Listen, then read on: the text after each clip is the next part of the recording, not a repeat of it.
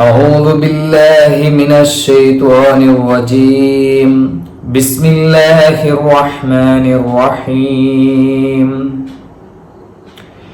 إن ربك يعلم أنك تقوم أدنى من ثلثي الليل ونصفه وثلثه وطائفة من الذين معك والله يقدر الليل والنهار علم أن لا تحصوه فتاب عليكم فاقرؤوا ما تيسر من القرآن علم أن سيكون منكم مرضى وآخرون يضربون في الأرض يبتغون من فضل الله وآخرون يقاتلون في سبيل الله فاقرؤوا ما تيسر منه وأقيموا الصلاة وآتوا الزكاة وأقرضوا الله قرضا حسنا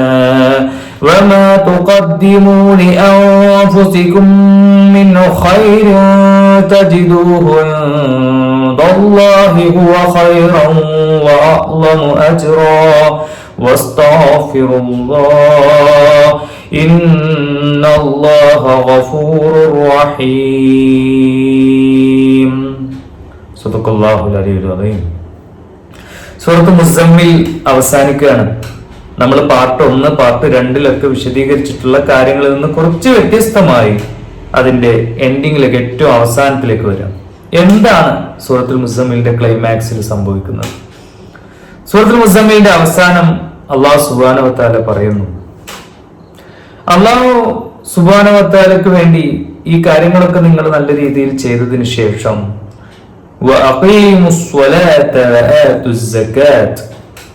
നിങ്ങൾ നമസ്കാരം നിലനിർത്തുക, സക്കാത്ത് നൽകുക.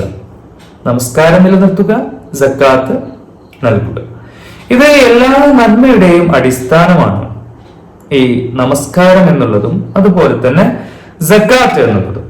നമസ്കാരത്തിലൂടെ ആത്മ സംസ്കരണവും സക്കാത്തിലൂടെ സാമ്പത്തികമായിട്ടുള്ള സംസ്കരണവും നടക്കുന്നു എന്നുള്ളത് നമ്മൾ മനസ്സിലാക്കുന്നു. അതിനുശേഷം പറയുന്നു വഖരിമുല്ലാഹ ഖർളൻ ഹസന. അല്ലാഹു സുബ്ഹാനഹു വ തആലക്ക് ഏറ്റവും മനോഹരമായിട്ട് കടം നൽകുക എന്നാണ് പറഞ്ഞത്. സർവ്വലോക രക്ഷിതാവായ സർവപ്രതാപിയായ നാഥന് എന്താണ് കടത്തിന്റെ ആവശ്യം? എന്തിനാണ് നമ്മൾ അങ്ങോട്ട് കടം നൽകുന്നത്? അപ്പോ കടമായിട്ട് നൽകുന്നത് എന്താണ്? അല്ലാഹു സുബ്ഹാനഹു വ തആല തടഞ്ഞു വെച്ചിട്ടുള്ള, സാമ്പത്തികമായിട്ട് തടഞ്ഞു വെച്ചിട്ടുള്ള ആളുകൾക്ക് ഈ ഒരു സക്കാത്തിന് പുറമെ തന്നെ സ്വതക്കകളായിട്ട് നൽകുക.